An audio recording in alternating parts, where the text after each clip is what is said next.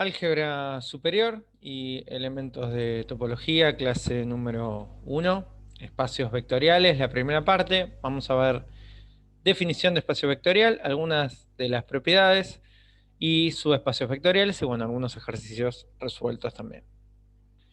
Espacios vectoriales, la definición. Vamos a considerar una cuaterna, 4 elementos. V es un conjunto de elementos. Una primera operación en el conjunto de elementos que se va a llamar operación interna, que usualmente se le llama suma vectorial. Un cuerpo K, ¿sí? Este cuerpo K, recordemos que para hacer cuerpo un conjunto tiene que ser grupo abeliano con operaciones internas propias del cuerpo. Este cuerpo usualmente es el cuerpo real, con la suma entre reales y producto entre números reales. Y una operación, una segunda operación de esta cuaterna, que es una operación externa. Quiere decir esto que es una operación entre un elemento del cuerpo K y un elemento del conjunto B. Bueno, estos 4 elementos, ¿sí?, se denominan espacios vectorial, conjunto B, con estas dos operaciones junto con el cuerpo K se denomina espacio vectorial, si ambas operaciones, la interna y la externa, verifican los 10 axiomas que vamos a poner a continuación. Para la parte simbólica tomamos 3 vectores, U, V y W, del conjunto B, y alfa y beta, escalares del cuerpo escalar K. Una aclaración antes de avanzar, en un espacio vectorial los elementos del conjunto B siempre se llaman vectores. Esos vectores pueden ser geométricos o no. Me refiero a que nosotros, o uno usualmente cuando escucha la palabra vector, lo asocia al concepto de vector geométrico, vector en R2, vector en R3, pero desde el punto de vista algebraico un vector es un elemento perteneciente a un espacio vectorial. Y un espacio vectorial no únicamente es un espacio vectorial geométrico. Por ejemplo, vamos a ver que las matrices conforman un espacio vectorial, los polinomios conforman un espacio vectorial, entonces desde el punto de vista algebraico se los puede llamar vectores con propiedad. Bueno, ¿cuáles son los 10 axiomas? Primero, la ley de composición interna, la ley de asociatividad, la ley del elemento neutro, la ley del elemento opuesto y la ley de conmutatividad. Estas 5 operaciones son para la suma vectorial, para la operación interna. Y bueno, recordarán de los primeros años de álgebra que son los 5 axiomas que se les pide a un conjunto con una operación para que formen grupo abeliano. Los siguientes 5 axiomas son la ley de composición externa, la distributiva primera, la distributiva segunda, la asociativa mixta y la ley del elemento neutro. Estos 5 axiomas corresponden a la segunda operación, a la operación externa. Todo esto en símbolos, dados dos vectores que pertenezcan a B, su suma tiene que pertenecer a B. La suma entre U y B y un tercer vector W tiene que ser congruente con el primer vector U más la suma entre B y W, asociatividad, esto lo conocemos. Elemento neutro, debe existir un elemento que en términos generales acá lo llamamos E, pero que usualmente va a ser el vector nulo y que muchas veces usaremos la terminología de vector nulo, es decir, el 0 con la flecha arriba, para referirnos al neutro, tal que sumado a un vector no altera la suma, ¿no? U más el vector nulo, U más el neutro aditivo, da el mismo vector. Ley del elemento opuesto, para cada vector U del espacio vectorial existe un opuesto, tal que su composición, tal que su suma, da el elemento neutro. No confundir acá este signo que es simbólico de opuesto con signo de resta. No necesariamente es menos U en el sentido que se está restando U, sino que quiere simbolizar el elemento opuesto. La conmutatividad, U más B es lo mismo que B más U, sin importar quiénes sean U y B. Para los axiomas de la operación externa, la ley de composición externa dice que si yo opero con el producto definido en la cuaterna un elemento del cuerpo K con un elemento del conjunto B, su resultado pertenece a B. Si yo opero un escalar con uno de los vectores de B, el resultado ha de ser un vector. La distributiva primera es la distributiva del producto entre un escalar y una suma vectorial respecto de la suma, ¿no? El escalar multiplicado a la suma vectorial se puede distribuir este producto con este escalar y que me quede que es la suma del producto entre el escalar y los vectores. La distributiva segunda es la distributiva del producto entre un escalar y un vector respecto a la suma escalar. Esta suma que está acá, que está dentro del paréntesis, es la suma definida dentro del cuerpo K, no la suma que está acá en la cuaterna. Es la suma entre dos escalares. Si K es el cuerpo real, es la suma entre dos números. Cuando hacemos la distributiva segunda, la suma que nos queda en el medio, entre alfa por u y beta por u, pasa a ser la suma vectorial. Porque alfa por u, por la ley de composición externa, es un vector, y beta por u, por el mismo axioma, también es un vector. Entonces, de este segundo miembro de la igualdad, estoy sumando vectores. Y la suma que está definida en el paréntesis del primer miembro de la igualdad es entre números. Estoy sumando números y acá estoy sumando vectores. La asociativa mixta usa dos productos, por eso se dice mixta. Primero, el producto definido acá en el paréntesis es el producto definido en el cuerpo K, es decir, es el producto entre dos escalares. Y el segundo producto, el que separa el paréntesis de U, es el producto externo, el producto de la cuaterna, el producto entre un escalar y un vector. Yo puedo, por la ley asociativa, quitar el paréntesis y agruparlo agruparlo entre beta y U, así como está en el segundo miembro de la igualdad. ¿Qué pasó ahora? En el primer miembro que yo tenía un producto un producto entre escalares y un producto entre un escalar y un vector, cuando paso al segundo miembro de la igualdad, ninguno de estos productos es entre escalares. El que está en el paréntesis es entre un escalar y un vector, y el que está fuera del paréntesis es entre un escalar y también un vector. Así que tienen que tener cuidado de no confundirse las operaciones, ¿no? Que sería un error bastante grave. Por último, la ley del elemento neutro. En el cuerpo escalar K hay un neutro, tal que multiplicado por un vector me da el mismo vector. Bueno, ese escalar acá puse 1. Ese escalar, si K es el cuerpo real, es el 1. ¿no? 1 por un vector da el vector. Bien, estos son los 10 axiomas que se le exige a la cuaterna para que sea un espacio vectorial. Haciendo una especie de elipsis, muchas veces uno dice V es un espacio vectorial, pero en realidad el espacio vectorial está formado por los 4 elementos: el vector, la primera operación, el cuerpo escalar y la segunda operación. Bueno, un ejemplo. La cuaterna R2 con la suma, con el cuerpo escalar R y con el producto entre un escalar y un vector de R2, esas operaciones las usuales, ¿no? La suma entre dos vectores de R2 que la sabemos hacer, componente a componente, y el producto entre un escalar y un vector de R2 que también lo sabemos hacer, multiplicando el escalar por ambas componentes. Tomamos para demostrar esto, insisto, ¿no? Ya sabemos que es un espacio vectorial, pero hay que probarlo. Entonces, para la demostración tomamos 3 vectores genéricos pertenecientes a R2, que tendrán 2 componentes reales. Que el vector esté en R2 significa que su primer componente es un número real y su segunda también. Y alfa y beta genéricos, que van a ser números reales. Entonces, tenemos que probar que esta cuaterna satisface los 10 axiomas. Primero, la ley de composición interna, que si analizamos lo que estamos haciendo, le estamos pidiendo a dos vectores de R2 que su suma esté en R2, cosa que sabemos que se cumple. ¿Cómo lo probamos? Bueno, que un vector esté en R2 significa que se puede escribir como un par ordenado donde sus dos componentes son reales. Entonces, U expresado como U1, U2 y B expresado como B1 y B2, su suma será primera componente U1 más B1, donde U1 es real, B1 es real y por lo tanto su suma es real, por estar en un cuerpo real.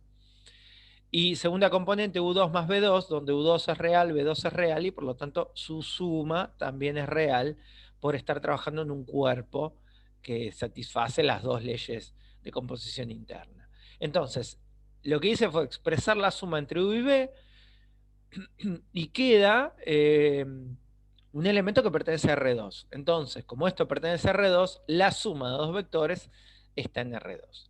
Dado que esta cuaterna se puede representar geométricamente, vamos a hacer un muy somero análisis de esto. Bueno, acá dos vectores en R2, U y B. Bueno, acá dos vectores de R2, U y B. Su suma, por ley de la poligonal, si yo quiero hacer U más B, Bueno, llevo U a finalizar el vector B y su suma sería ese vector, ¿no? El vector W es la suma entre U y B. Entonces lo que yo le estoy pidiendo es que si yo tomo dos vectores de R2, el vector W no salga de R2. No se me vaya, por ejemplo, no sé, a R3. O no me dé un número en lugar de un vector.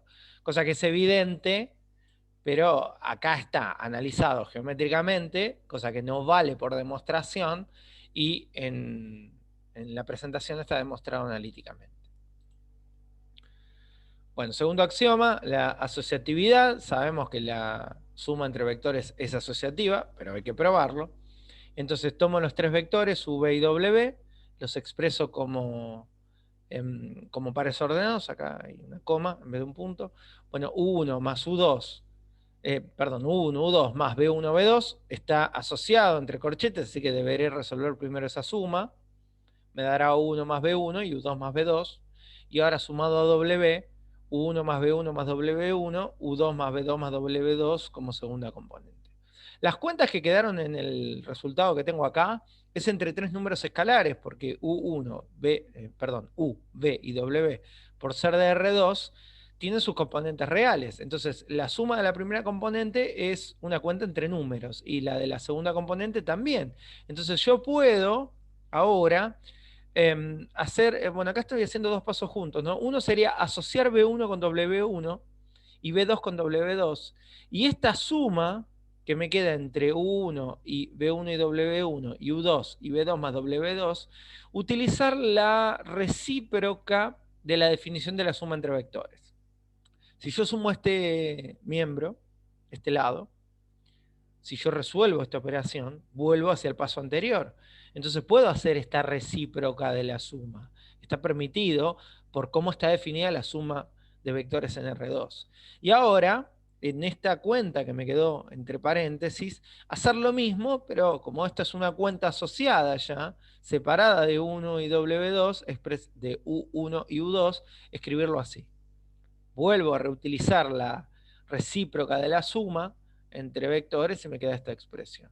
Bueno, ¿y esto qué es? Esto es U1 más y entre paréntesis B y W, es decir, el segundo miembro de la igualdad. Partí del primer miembro de la igualdad y llegué al segundo miembro de la igualdad, que es la forma en la que se demuestra una igualdad, ¿sí? Una sería esta, partir de un lado y llegar al otro, y la otra sería desarrollar ambos lados sin hacerlos interactuar entre sí y obtener una igualdad.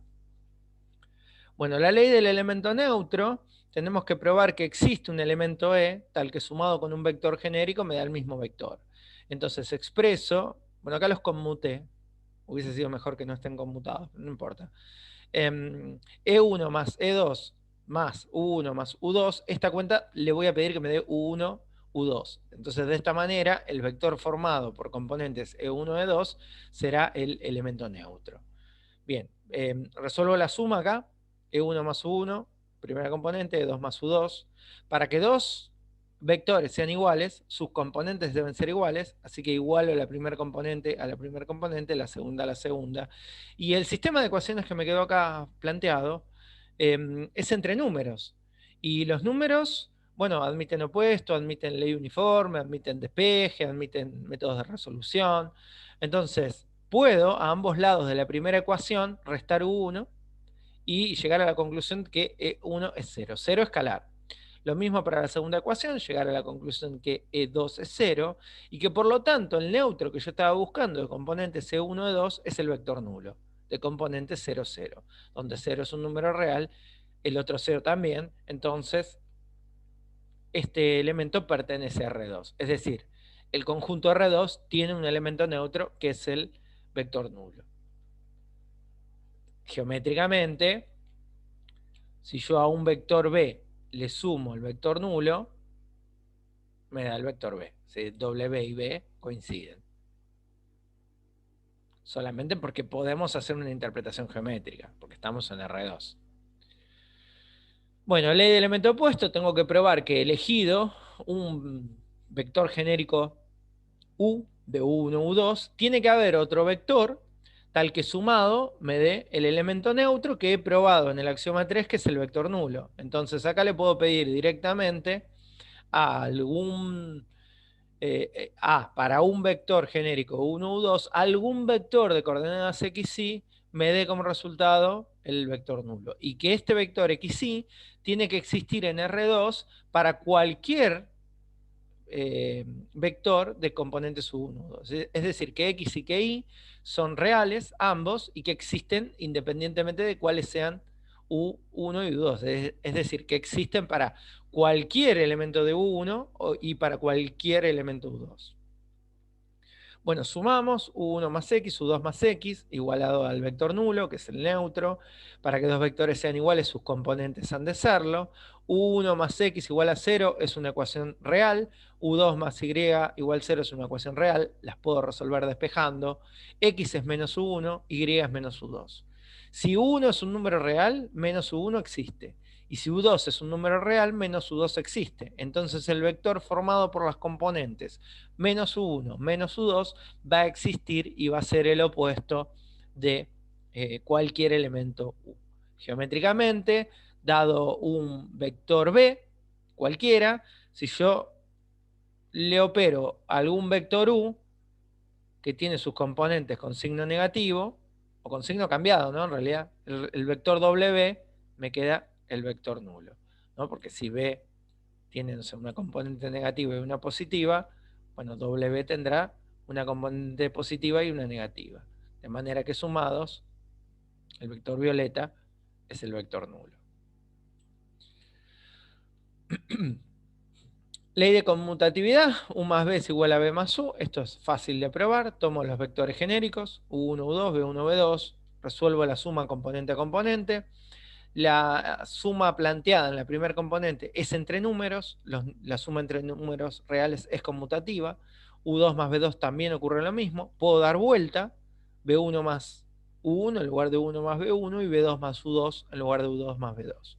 Esta expresión la desarmo con la recíproca de la suma y tengo B más U. Partí de U más B y llegué a B más U. La ley de la composición interna a mí me dice que si yo tomo un vector U y lo multiplico por un escalar, el resultado debiera ser un número real. Es decir, si yo planteo esto para algún U1, U2 y multiplico el escalar alfa por ambas componentes, su resultado tiene que estar formado por dos números reales y tiene que estar en el plano real. Bueno, dado que alfa es un número real y 1 también, esta cuenta es real. Y dado que alfa es real y U2 también, esta cuenta también. Por lo tanto, pertenece a R2. Desde el gráfico, dado un vector B, lo puedo multiplicar por algún escalar alfa y su resultado sigue estando en R2. ¿Sí? Si multiplico a U por 1 me da U, si multiplico a U por 2 me da un vector que tiene la misma dirección, el mismo sentido, pero tiene diferente longitud, y si lo multiplico por un número negativo, tendrá la misma dirección, diferente longitud y diferente sentido. Lo importante es que sigue siendo un vector de R2. Entonces se cumple la ley de composición externa.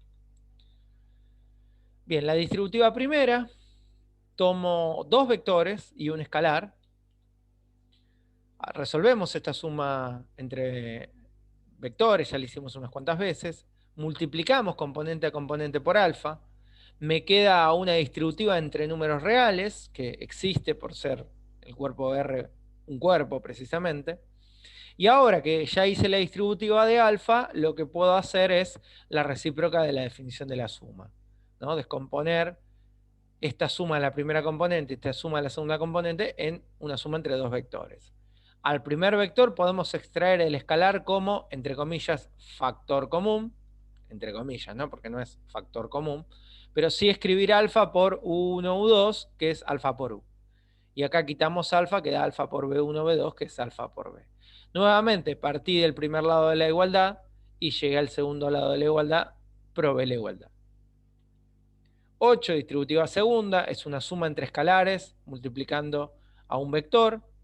Tomo dos escalares, un vector genérico, el vector genérico U1, U2, un vector genérico de R2, ¿no? Hago la definición del producto entre un escalar y un vector, el escalar alfa más beta, multiplica a 1, multiplica a U2, ahí me faltó el puntito. Acá la distributiva que voy a resolver es la misma que arriba, o al menos similar. Es una distributiva derecha, pero entre números reales. ¿Sí? Es alfa por U1, beta por U1. La multiplicación entre reales es conmutativa, así que alfa por U1 lo podría expresar como alfa por U1 o como 1 por alfa, sería lo mismo. Voy a volver a aplicar acá la recíproca de la definición de suma entre dos vectores de R2, con esta suma y con esta suma, planteando así una suma entre dos vectores, y para el primer vector, entre comillas, factor común alfa, y para el segundo vector, factor común beta. Bueno, esto es alfa por U y esto es alfa por U. Perdón, esto es alfa por U y esto es beta por U. Partí del primer lado, llegué al segundo, probé la igualdad. Quedan dos.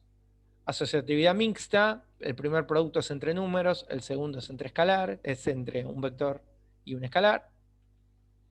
Bien, escribo U como U1, U2, van dando cuenta que son ejercicios largos, tediosos, pero repetitivos y sencillos. Alfa por beta por U1, alfa por beta por U2, primera componente es entre números, segunda es entre números reales. El producto entre números reales es asociativo, así que puedo escribir así. El escalar alfa lo puedo expresar adelante, multiplicando al vector. Y el vector, el escalar beta ahora lo mismo, pero esta cuenta entre paréntesis me queda asociada, ¿no? Beta multiplicando U1, U2, asociada como una cuenta que hay que resolver primero. Bueno, y ya está, porque esto es dentro del paréntesis beta por U. Partí del primer miembro, llegué al segundo, probé la igualdad.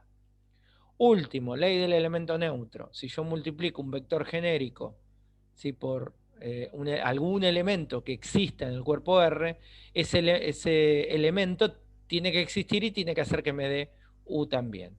Llevado a componentes, alfa por U ya sabemos que es alfa U1, alfa U2, y esto quiero que sea U1, U2. Para que dos vectores sean iguales, le pido a sus componentes que sean iguales. Las ecuaciones que me quedaron es entre números reales. Puedo dividir ambas ecuaciones por U1.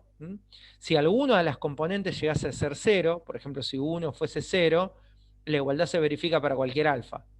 Entonces eso no rompe la igualdad. Si U2 fuese 0, lo mismo. La igualdad se cumple para cualquier alfa. Es decir, alfa existe por ahora, ¿no? Si alguna de las componentes es 0. No es único, pero existe. Si las dos son 0, lo mismo. Y si no son 0, alfa tiene que ser 1. Dado que si alfa es 1 y si U1 o U2 es 0 o las dos son 0, se sigue verificando la tesis, puedo afirmar que el 1 hace que multiplicar el 1 a un vector me dé el vector. Bien, he probado que hay un elemento neutro en el cuerpo R y por lo tanto, dado que se verifican los 10 axiomas, R2 con la suma usual, R con el producto entre un escalar y un vector, conforma un espacio vectorial. Muy bien, ejemplo 2. Tomamos ahora la cuaterna A con una operación suma, otra vez el cuerpo escalar R y una operación externa. Vamos a pedirle que la suma sea la suma usual, es decir, la suma que se realiza componente a componente, y el producto también que sea el producto usual, es decir, que se realiza multiplicando las componentes por el mismo escalar. Y A en este caso es el conjunto de los vectores, tales que sus dos componentes, las dos, deben cumplir de ser mayores o iguales a 0, es decir, positivas o a lo sumo 0.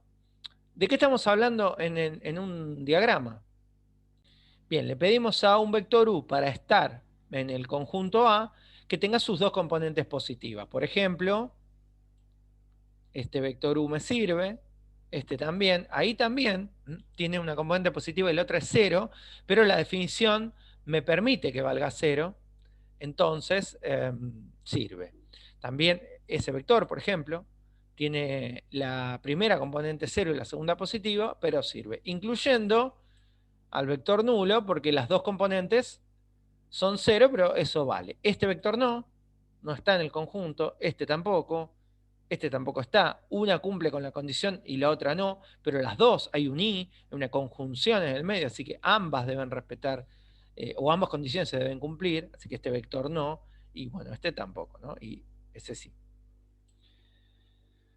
Bueno, esos son los vectores que cumplen con la condición de estar en el conjunto A. Lo que quiero ver es si este conjunto A, con estas dos operaciones, son un espacio vectorial.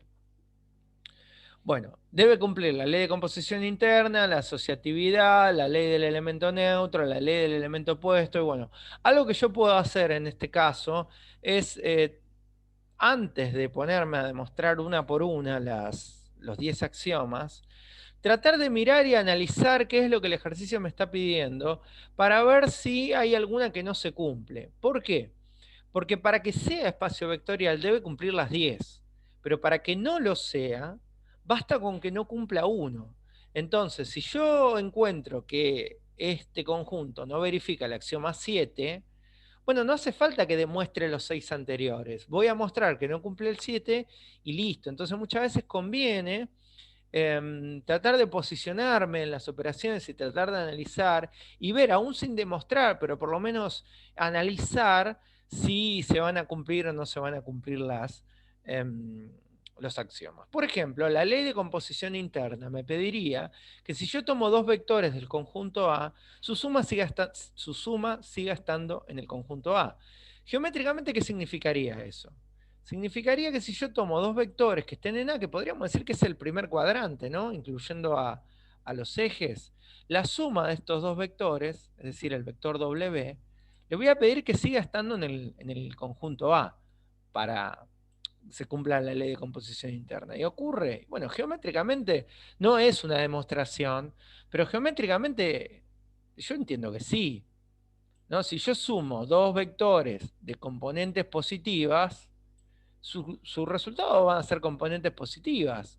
Estoy sumando dos números componente a componente que sean positivos, un número es positivo. Si lo más chico que las componentes pueden ser es cero, bueno, a lo sumo, la suma de un número con cero no cambiará, pero si sumo un número positivo con cero me queda positivo. Entonces, en este caso se ve y se puede analizar que la ley de composición interna para el primer cuadrante se va a verificar, ¿no? Repito, yo sumo dos vectores del primer cuadrante, el resultado W está en el primer cuadrante. La asociatividad no la voy a poner en discusión, porque la asociatividad probamos en el ejemplo 1 que se cumple para cualquier terna de vectores de R2. Entonces, si en particular, no sé, el vector U está en el primer cuadrante, el B está en el segundo cuadrante y el W está en el primer cuadrante, esto se tiene que cumplir porque se cumple para todos los vectores. Si yo tomo específicamente U en el primer cuadrante, B en el primer cuadrante y W en el primer cuadrante, también tendrá que cumplirse. ¿Qué pasa con el elemento neutro? Bueno, acá lo que me preocuparía, porque yo ya probé que R2 tiene elemento neutro, lo que me preocuparía es si el conjunto A contiene al elemento neutro. Por ejemplo, si U1 tuviese como condición ser mayor a 0, es decir, U1 no pudiera ser 0, estuviese obligado a ser positivo, entonces el vector nulo no estaría en el conjunto A. Y entonces tendría que decir que el conjunto A no tiene elemento neutro y por lo tanto no verificaría el axioma número 3 y no podría ser espacio vectorial. Pero en este caso sí está. Lo que entiendo que no va a verificar es la ley del elemento opuesto. ¿Por qué? Porque ¿qué tendría que ocurrir? Tendría que ocurrir que dado un elemento del primer cuadrante, su opuesto debería estar también en el primer cuadrante. Y eso no ocurre. El opuesto de un elemento U, U1, U2, de un vector U, es menos U1 menos U2. Y si U1 es un número positivo, su opuesto es un número negativo. Y ya, con que la primer componente es un número negativo, no estaría cumpliendo esta parte de la definición y el vector no estaría en el conjunto A. Entonces, si hay un vector con un solo vector que no tenga su opuesto en A, ya me alcanza para probar que la ley no se cumple, porque una ley, para ser tal, debe ser para todos. Si se cumple para algunos sí, para otros no, es una contingencia, no es una ley. Entonces, por contraejemplo también podría probarlo. Podría decir, por ejemplo, si tomo el vector 3, 5, su opuesto es menos 3, menos 5. Y menos 3, menos 5, por no estar en A, tomé un elemento del conjunto A y muestro que su opuesto no está en A. Es decir, esta cuaterna no verifica el cuarto axioma y por lo tanto no es un espacio vectorial. ¿Y el resto de los axiomas los verifica todos? Y no, podrá ser que algunos sí, otros no. Por ejemplo, la ley de composición externa no la va a cumplir, pero con que no cumpla uno ya está. Ya es suficiente para probarlo. Desde el punto de vista gráfico, bueno, entiendo que se darán cuenta que si yo tomo un vector U del primer cuadrante, su opuesto no está en el primer cuadrante. Anda por ahí. Entonces, como el opuesto está de este lado, no está en el conjunto A, que eran los vectores del primer cuadrante. Bueno, un ejemplo donde se verifican los 10 axiomas y un ejemplo donde no se verifica el menos 1, y verán que podría haberme evitado de escribir toda la parte del axioma 1, del 2 y del 3, porque me basta comprobar que no verifica el cuarto axioma. Propiedades que se cumplen en todo espacio vectorial, ¿sí? Tomamos U, un vector de un espacio vectorial, no en R2, los ejemplos fueron en R2, pero U es un vector de cualquier espacio vectorial, y alfa es un elemento del cuerpo K, que de vuelta puede ser cualquier cuerpo, no necesariamente el cuerpo real, sí, con la condición que sean espacios vectoriales. Entonces la primera propiedad que se va a cumplir siempre es que si multiplico un escalar cualquiera por el neutro del espacio vectorial, me da el neutro, es decir, un escalar por el vector nulo me da el vector nulo. Bien, la segunda propiedad es similar. El cero del cuerpo K, es decir, el neutro de la primera operación del cuerpo, o el cero real multiplicado por cualquier vector, me da el vector nulo. No confundir esto, que es el cero escalar, con esto, que es el cero vectorial, digamos, el vector nulo. La notación importa. 3, si yo tengo un producto entre un escalar y un vector que da el vector nulo, entonces sí o sí, o alfa es el vector nulo, o U es el vector nulo. Dije alfa el vector nulo, ¿no? No, o alfa es el 0, el nulo, o U es el vector nulo. Bueno, y la cuarta propiedad, si elijo el escalar menos 1 y lo multiplico por un vector, me da el opuesto del vector. De nuevo, ¿no? Notación. Ojo, este menos no es operatorio, sino que significa opuesto. Bueno, esto hay que demostrarlo. Estos 4 ejercicios están propuestos para resolver en el trabajo práctico. Yo, como para orientarlos, voy a hacer uno. Voy a probar la primera propiedad. Bien, hay que tener cuidado acá porque esta es una propiedad que parece evidente. Sí, un número por un vector da el vector, un número por el vector nulo da el vector nulo. Si esto está formado por todos ceros, me podría decir alguien. Bueno, porque está pensando posiblemente en el vector 0, 0 o en el vector 0, 0, 0. Pero acuérdense que estas propiedades son genéricas. Entonces B podrá ser el espacio de las funciones continuas en el intervalo 0, 1. Entonces, habrá que ver cuál es el vector nulo de ese espacio vectorial. Entonces tengan cuidado porque esto hay que probarlo de manera genérica. Yo no puedo decir que en la demostración este vector nulo es paréntesis 0, 0, 0, 0, cierro paréntesis. Si lo tengo que hacer en términos generales.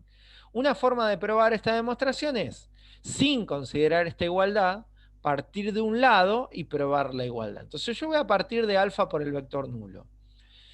Bien, entonces, ¿qué voy a decir? Que por ley del elemento neutro, al vector nulo le puedo sumar el vector nulo. Bueno, esto es confuso, pensémoslo de esta manera, ¿no? ¿Qué me dice la ley del elemento neutro? Que si yo tomo un vector y le sumo al vector nulo, me da el vector que yo ya tenía.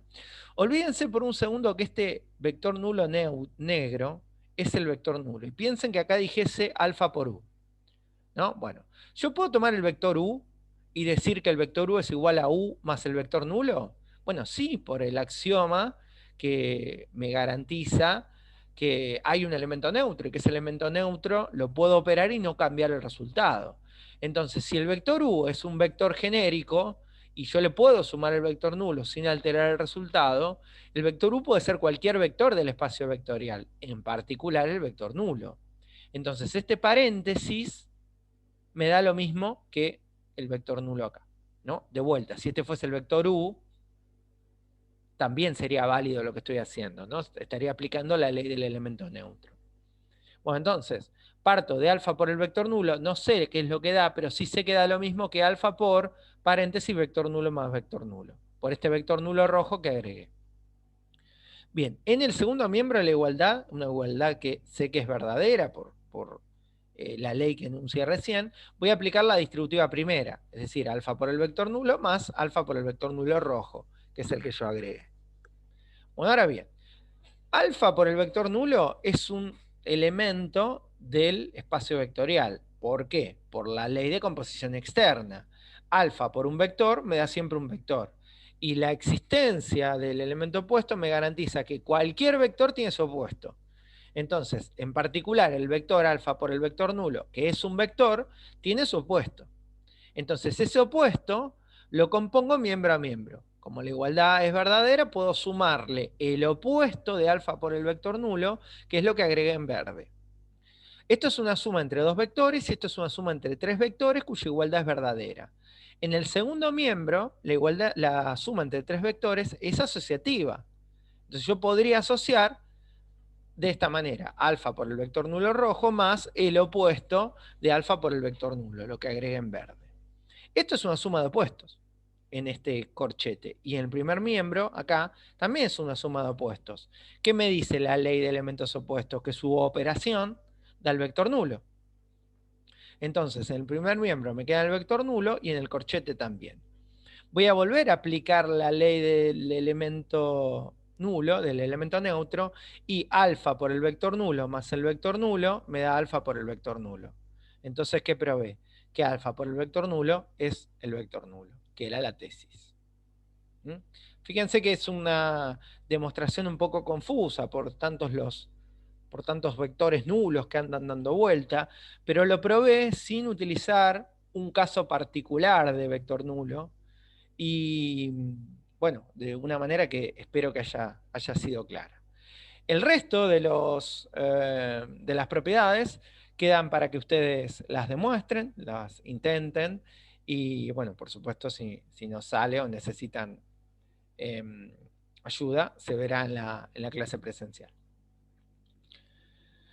Bien, definición subespacio vectorial. Tomamos V con un cuerpo y dos operaciones que sabemos que es un espacio vectorial. V es un espacio vectorial. Y tomamos W, un subconjunto de V, es decir, un conjunto de elementos que estén en V, que no puede ser vacío.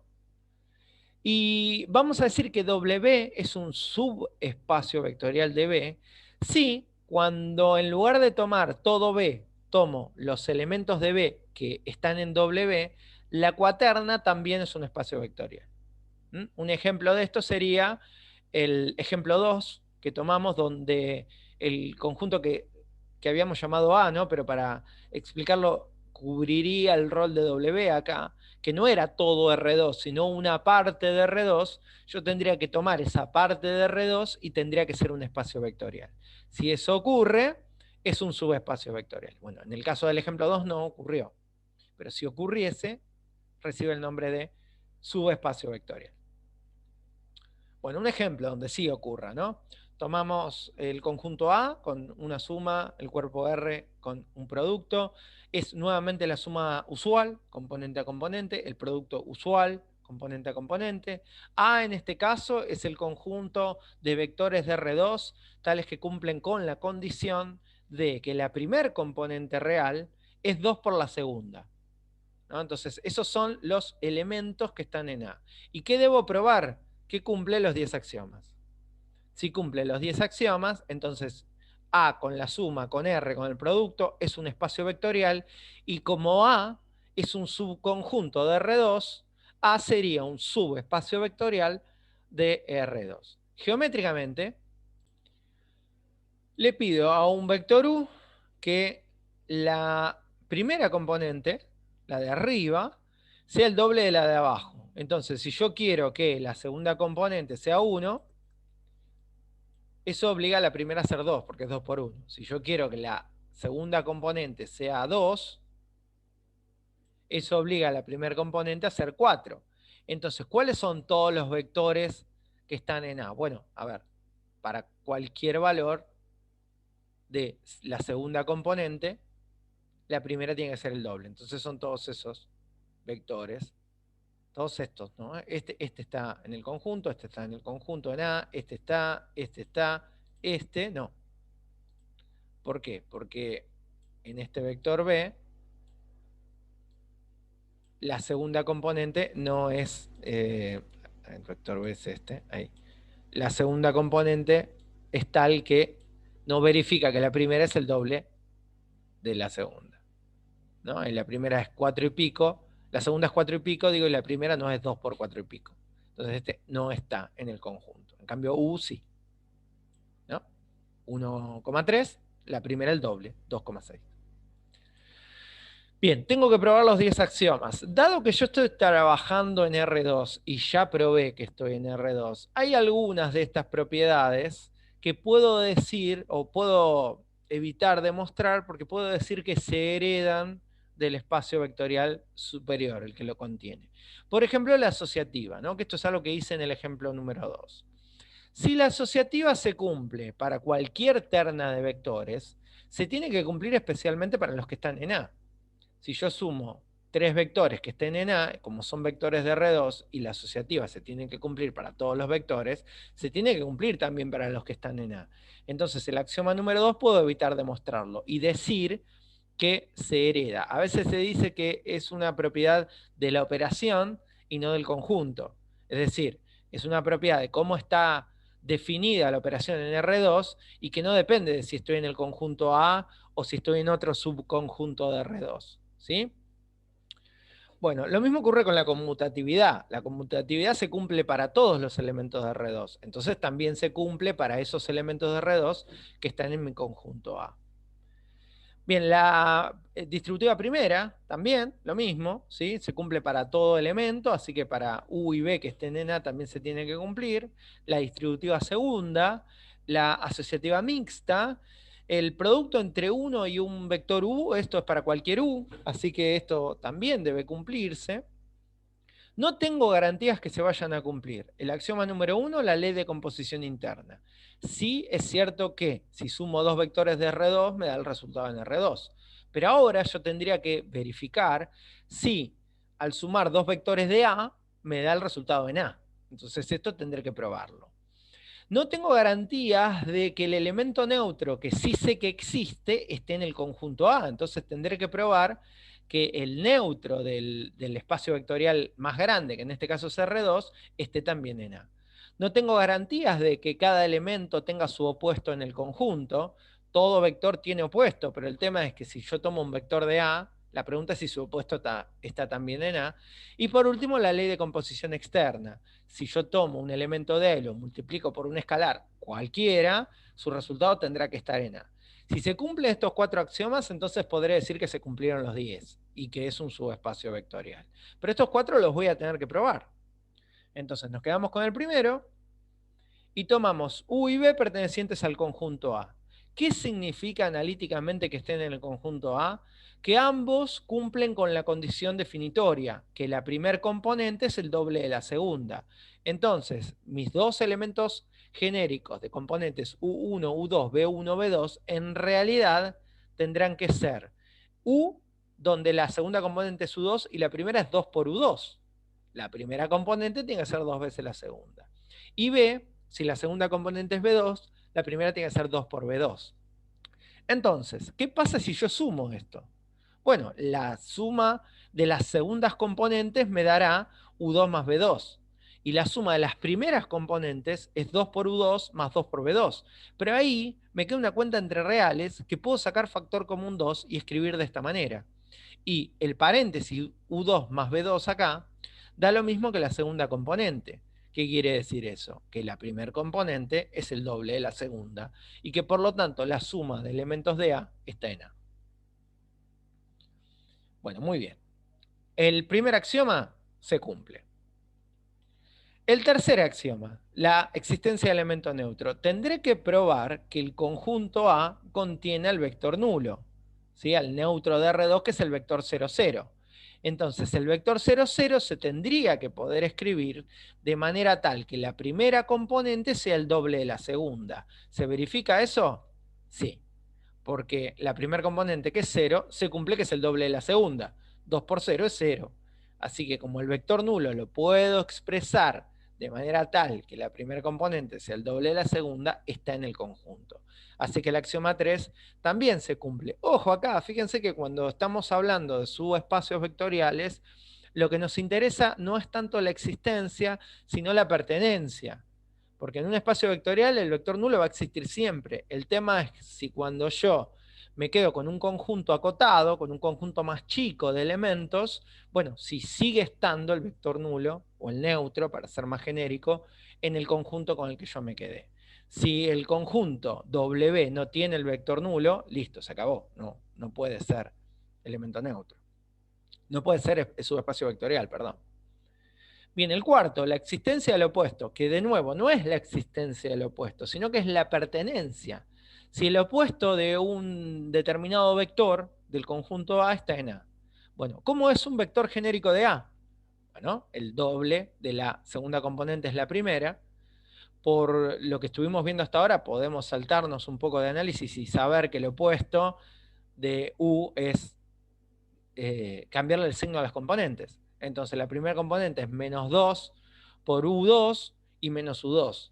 Acá este menos es un menos 1 multiplicando, lo puedo conmutar, lo puedo asociar, esto es una cuenta entre números reales, entonces lo puedo expresar así, ¿no? Como para hacer más patente todavía que la primera componente es el doble de la segunda.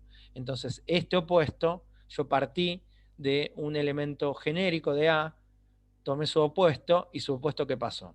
Verifica la ley de convección, entonces está en A. Es decir, el cuarto axioma también se cumple.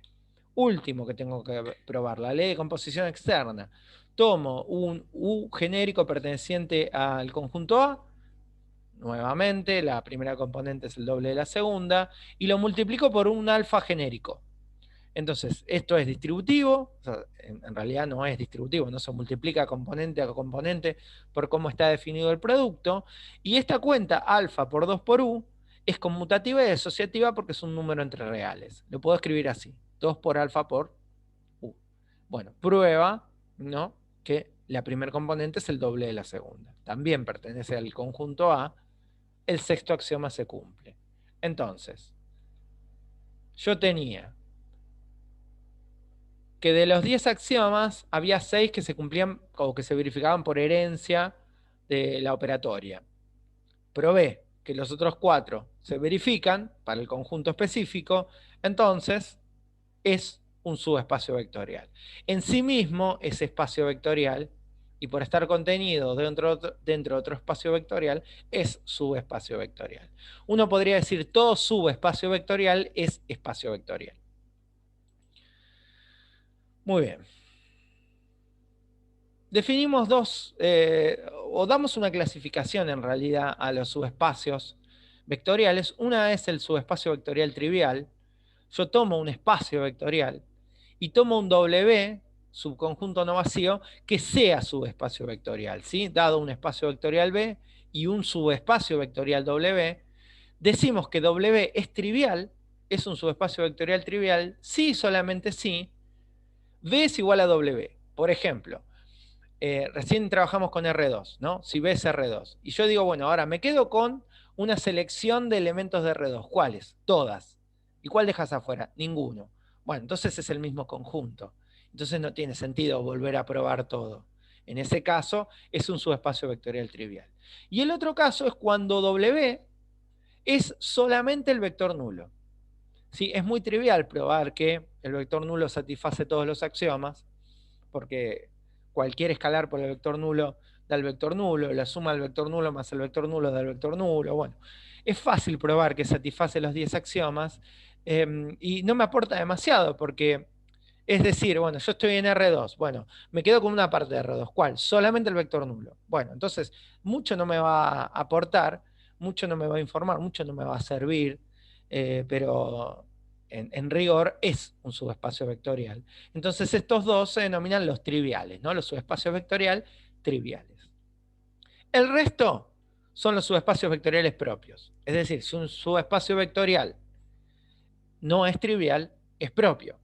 Tomo un espacio vectorial, tomo un subconjunto W de B que no sea igual a B, sino que esté incluido de manera estricta en B, que B tenga elementos que W no tenga, ¿sí? Que esté incluido de manera estricta, y que esa inclusión estricta no sea que sea solamente el vector nulo.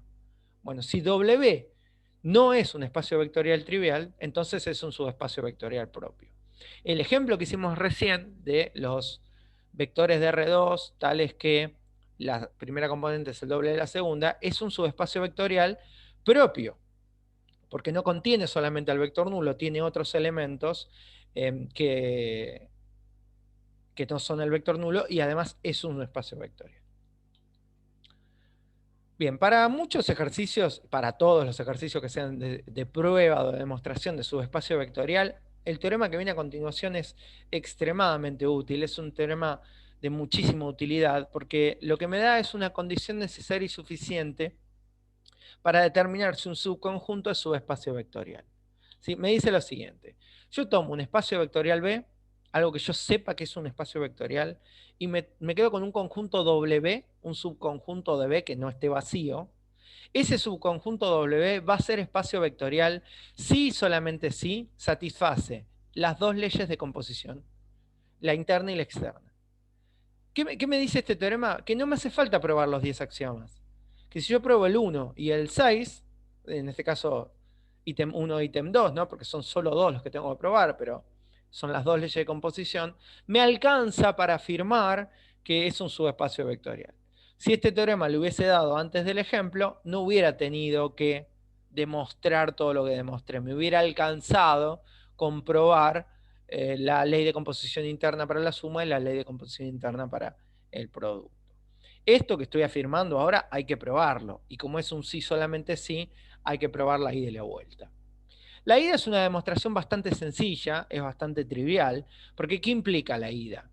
Implica que mis datos, mi hipótesis, lo que yo acepto verdadero son, primero, que B es espacio vectorial. Segundo, que W es un subconjunto no vacío que también es espacio vectorial. Eso sería lo que yo estoy aceptando. Y lo que tengo que probar es que satisface el axioma 1 y el axioma 6. ¿Por qué digo que es trivial? Porque por definición de su espacio vectorial, W debe satisfacer los 10 axiomas. Y si satisface los 10 axiomas, satisface los dos que me pide la tesis. Entonces se demuestra la tesis de manera trivial.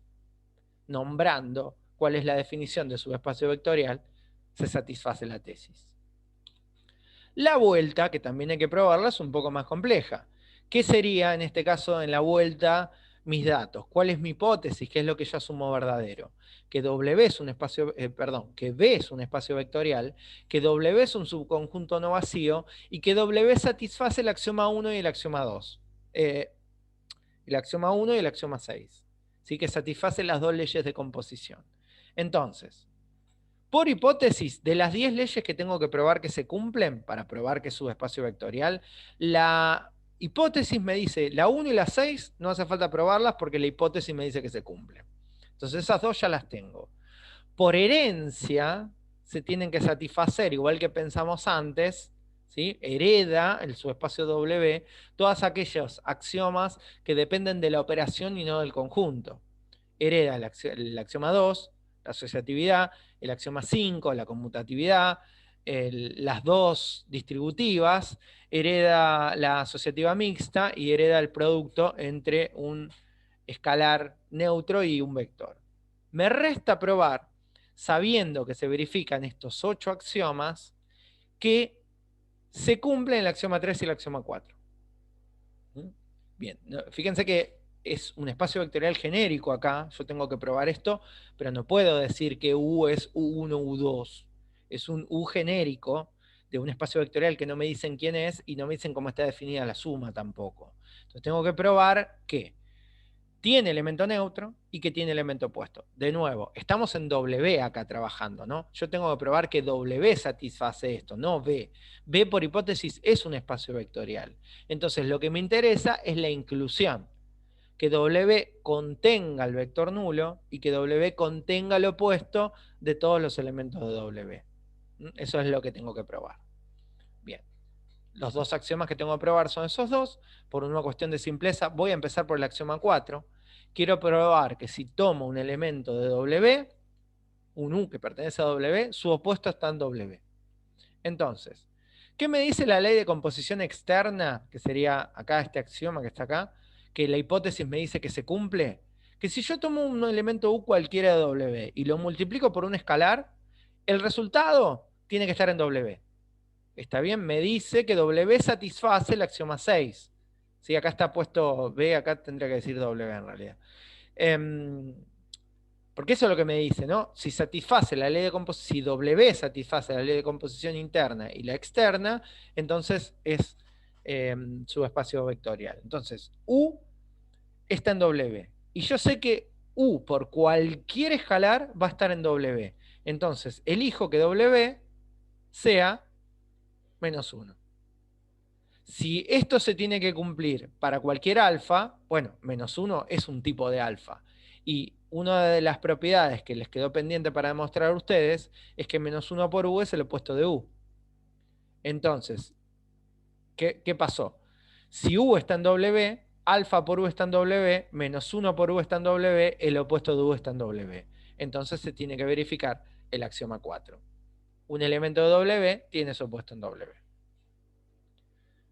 Bien, y ahora me queda probar que contiene el vector nulo. Entonces, me dice el teorema que se satisface la ley de composición interna. Que si yo tomo un U y un B que estén en W, su suma siempre va a estar en W.